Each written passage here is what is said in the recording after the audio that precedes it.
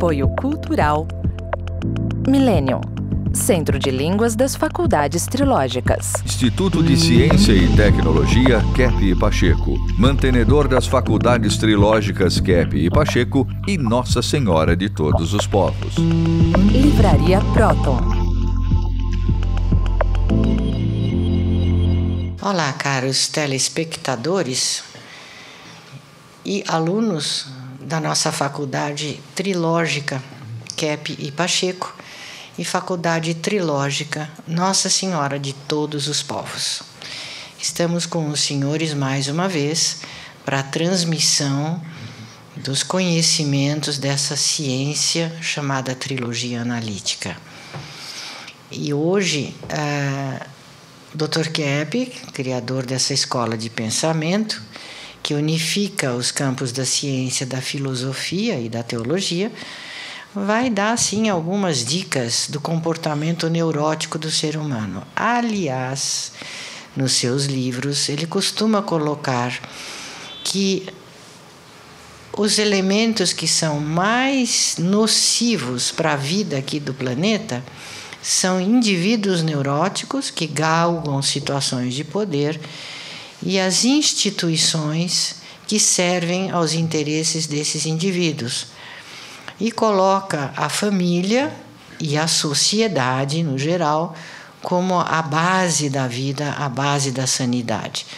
Prestem atenção, os senhores, que ultimamente esses conceitos, esses valores sociais e até familiares vêm sendo sistematicamente colocados em xeque. E o que está gerando assim uma sociopatologia mais grave, né? Está agravando a patologia para todos. Então, vamos falar um pouquinho hoje desses indivíduos neuróticos, os mais neuróticos, que somos todos nós, mas alguns mais ainda. Como que é o comportamento dessas pessoas? Eu vou mostrar um quadro para indicar, né, aos senhores da televisão, né, os que estão ouvindo, como que surge a neurose, como que surge a doença. A doença, em geral, é vista pela medicina, a medicina tradicional, assim, um tratamento mais para a vida orgânica, para a vida, vamos dizer, do corpo. E eu fiz, em 1996, um livro baseado na experiência psicossomática lá do professor Edmundo Vasconcelos, um grupo de medicina psicossomática para tratar do que eu chamei de alma.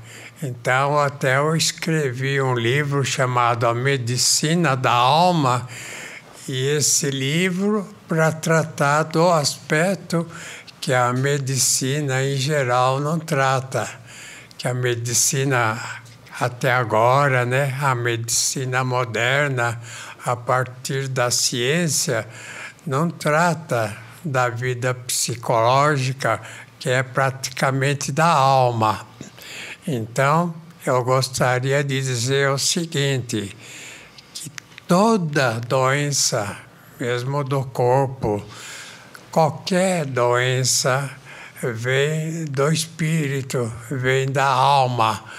Então, o que acontece, né, é que a medicina, tratando só do corpo, tratando só da vida orgânica, não chega na verdadeira causa, que é a causa psicológica. Então, eu posso dizer que toda doença do corpo vem de um problema, a gente pode dizer, da alma, né? Da vida psicológica. Então, esse livro que eu escrevi há tanto tempo tem servido de orientação aí para a Faculdade de Medicina de Pinheiros, né, São Paulo, para os alunos entenderem mais o que é o problema psíquico. A vida psíquica foi mais explorada pela psicanálise. Então Freud, né, que era um médico lá em Viena, ele começou a estudar a causa da histeria. Havia muito assim na classe média alta, principalmente, problema de histeria. Então ele começou a analisar por que a pessoa se tornava histérica, porque que, portanto, né, a pessoa se torna doente. E ele descobriu que eram problemas que a pessoa trazia da infância, mas só que ele ficou mais ligado à infância, ao problema da infância, e não a todo o problema da vida toda. Porque o indivíduo pode, até no começo da vida, adolescência, começar com problemas desse tempo. E não porque na infância, né, ele teve assim problemas graves, principalmente no campo da libido, como Freud pensou, Carl Gustav Jung pensou, e, em geral os psicanalistas pensaram. De maneira que o que acontece, eu vou mostrar um quadro aí para ver alguns dados sobre a origem da doença. Veja esse quadro aí. Sinais da existência da neurose. O que causa a neurose, né? Que não é um problema que a pessoa na infância esconde, que causa neurose, como se pensava. Todo indivíduo que esconde um problema mais ou menos grave que tem, ou então uma atitude ruim que tem, aliás, a teologia chama de pecado, né? O pecado é quando a pessoa vai contra um determinado dado da natureza. Em vez de, por exemplo, se alimentar, a pessoa deixa de se alimentar, ou se alimenta demais, ou bebe álcool demais. Então é sempre uma atitude exagerada ou deficiente que a pessoa tem. Então veja, em primeiro lugar, o que eu coloquei. A pessoa que quer parecer uma eterna criança. Então, o psicanalista de qualquer escola nota, né, que o indivíduo que não quer crescer, o indivíduo que quer permanecer assim dependente dos outros, o indivíduo que não quer assumir, esse que é interessante, né? Não quer assumir, vamos dizer, a responsabilidade. Eu até escrevi um livro lá nos Estados Unidos, um livro baseado, aliás, na questão da patologia do povo lá que nós encontramos quando criamos um escritório lá em 1980. Olha o que eu escrevi a esse respeito, né? Decadência do povo americano e dos Estados Unidos. Então, eu notei já nessa época que o país lá já não produzia a questão das fábricas, né? Da manipulação. Eles estavam fechando. Manipulação, manufatura. Manufaturados, né? As fábricas estavam fechando e transmitindo para outros países. Então, eu notei que essa questão trouxe a decadência do povo. Eu escrevi esse livro, A Libertação do Povo, ou dos povos, né? Por quê, né? Porque houve, assim, retirou, né, do povo praticamente o trabalho da indústria, da fábrica, da agricultura. E o país lá começou a usar outros países, primeiro aqui na América Latina, né, até no Brasil, para trazer as fábricas, para produzir, para o trabalho. Ou então, mesmo nos Estados Unidos, os imigrantes é que passaram a trabalhar. Então, o povo praticamente deixou muito o trabalho e, com isso, entrou, né, na decadência. Então, quando vai tratar qualquer pessoa em psicoterapia, tem que ver, em primeiro lugar, que o indivíduo não quer se tornar adulto, né? E se tornar adulto é se tornar, assim, trabalhador. Então, aceitar o trabalho. Então, em geral, né, o que acontece é que a pessoa acha que o trabalho é que causa problema. E não que o problema que a pessoa tem é pela resistência ao trabalho. Então, são 3 fatores, né, que eu estabeleci como fundamental, 3 fatores fundamentais para o indivíduo ter, assim, maturidade. A parte do bem, né, do que a pessoa, como o comportamento da pessoa deveria ser bom, assim, ter uma atitude boa na sociedade, a verdadeira, né, de acordo com a verdade, não com a mentira, a especulação e também com a beleza.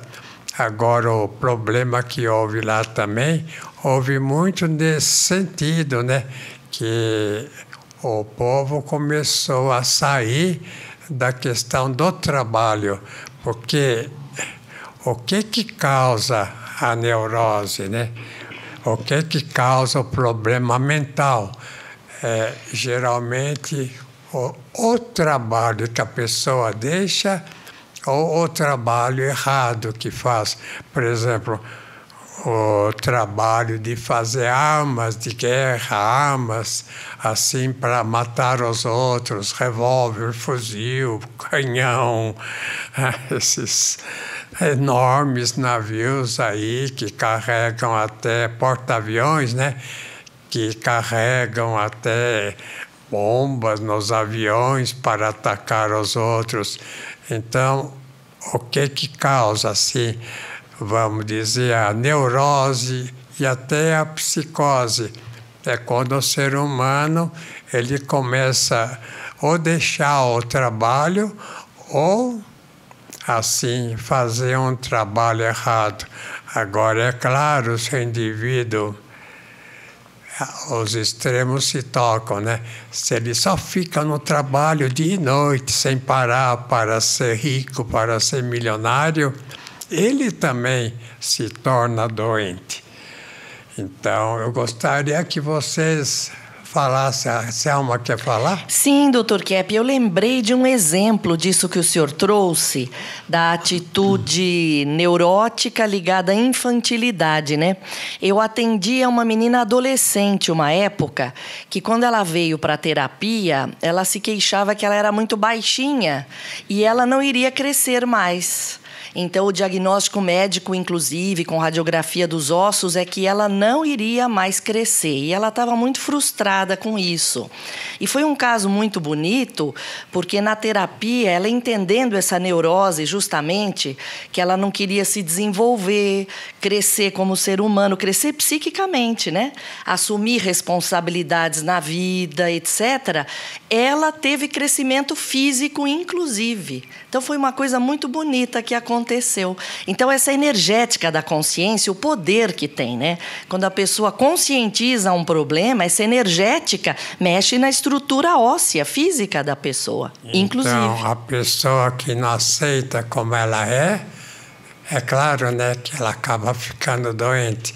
Ou então a pessoa achando que o problema vem de fora, não e de dentro dela, tanto o bem como o mal, né, vem de dentro da pessoa.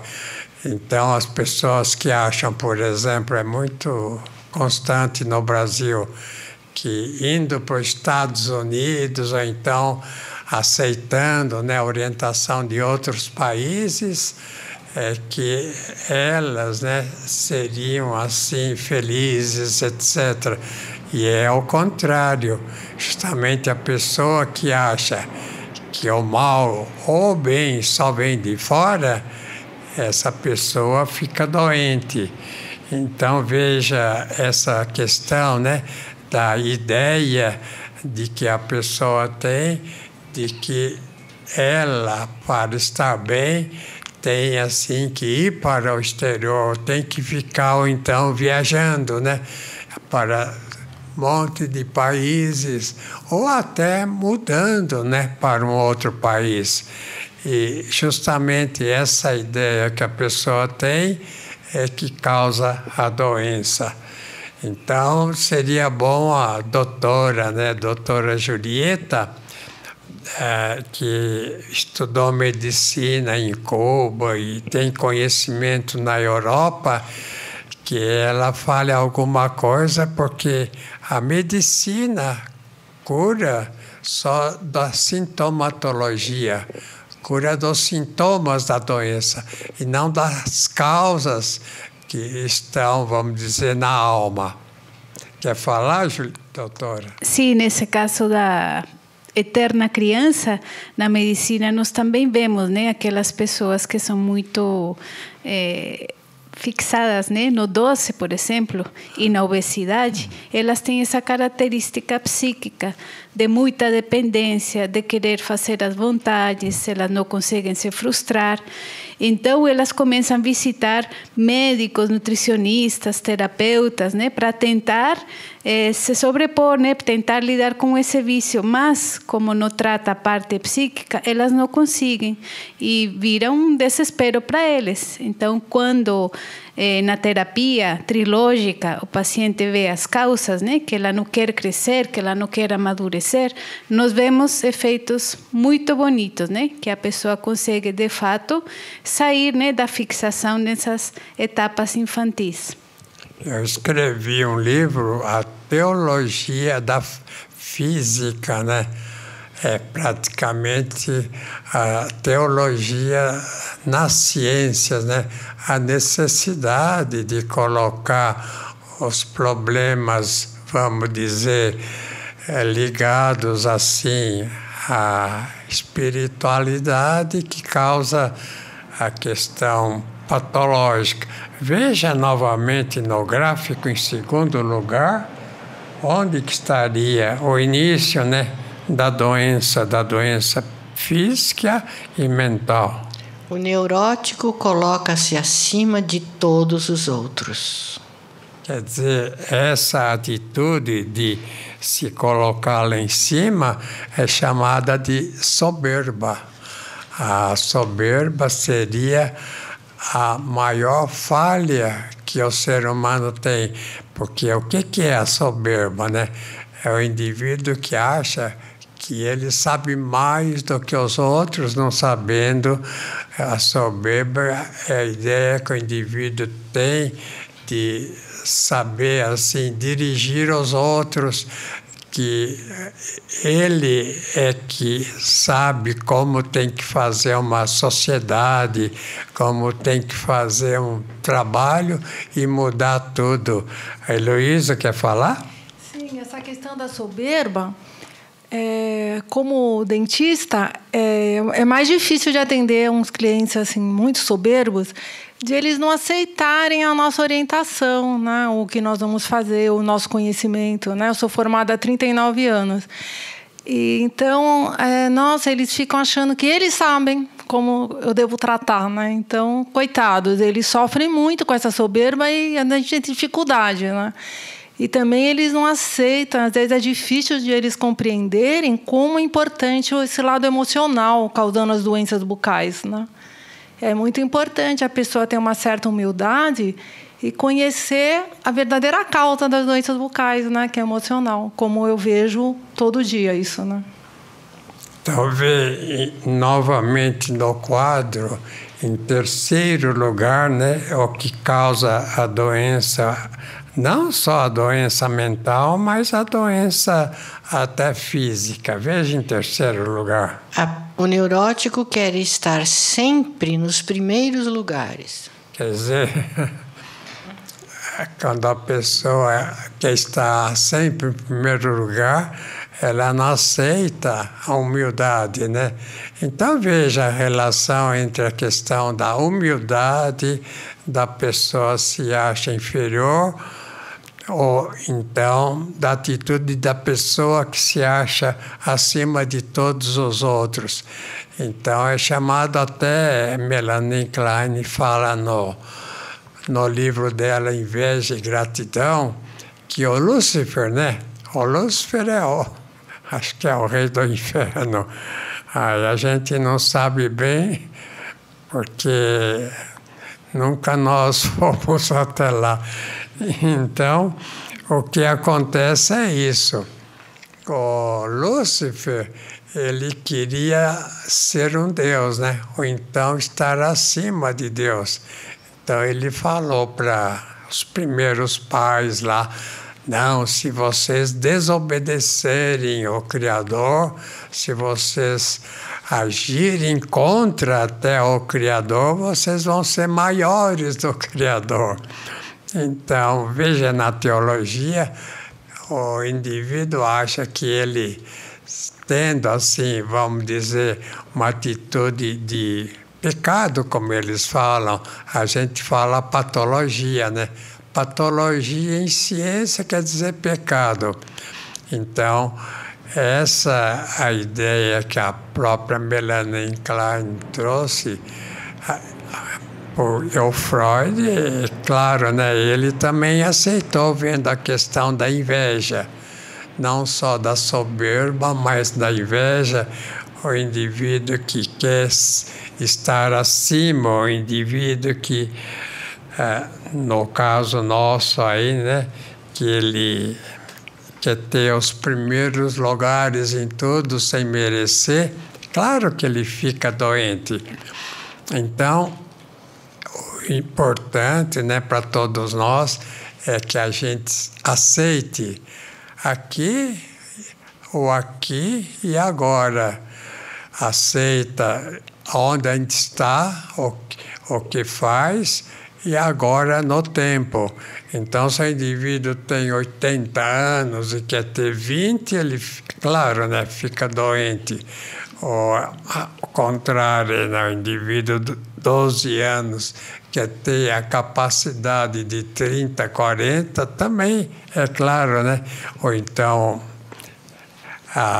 os privilégios, né, de uma fase adulta, né? É claro que o indivíduo fica doente.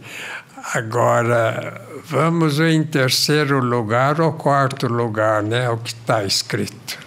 O neurótico tem verdadeira veneração pelos poderosos. Por quê, né? Que ele tem veneração pelos poderosos? Porque ele próprio, né, quer ter poder. Então, a pessoa em geral, a humanidade em geral, ela tem atitude de, assim, tudo que um poderoso fala, aceita. Vocês querem ajudar? Então, Dr. Kepp, quando o senhor falou que a pessoa tem que estar no aqui e agora, né? Bom, eu me lembrei de um poeta, né, chamado Vicente Carvalho, que é o poeta do mar. Então ele disse o seguinte, que a felicidade existe sim, mas nós não a encontramos, porque ela está apenas onde a pomos, e nunca a pomos onde nós estamos. Falou tudo, né? E o doutor Rodrigo não quer falar um pouco? Eu gostaria, sim. Do direito? É justamente essa questão patológica da busca pelo poder que nós vemos, principalmente as pessoas mais neuróticas. A lei também confere aquele que busca o poder esses privilégios. Eu vou dar um exemplo. Foro privilegiado. Quer dizer, a lei dá uma garantia àquele que tem o poder de ser tratado de uma forma diferenciada. Então, nós vemos que as leis também são frutos, as leis invertidas, né? Também são frutos da patologia humana.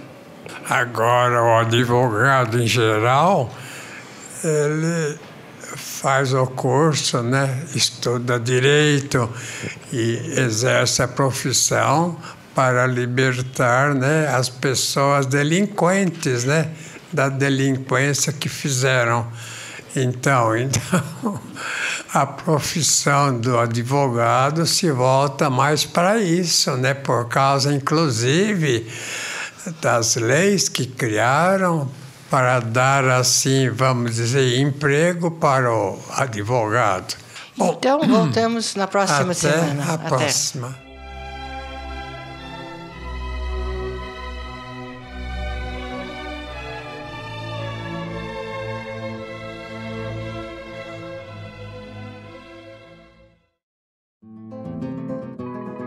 Você sabe o verdadeiro significado da palavra Brasil? Brasil, nome que significa Terra Prometida, Ilha da Felicidade, Terra dos Bem-aventurados. E não um derivado da madeira vermelha aqui encontrada, pau-brasil. E sabe o que o Brasil representa para o futuro do planeta?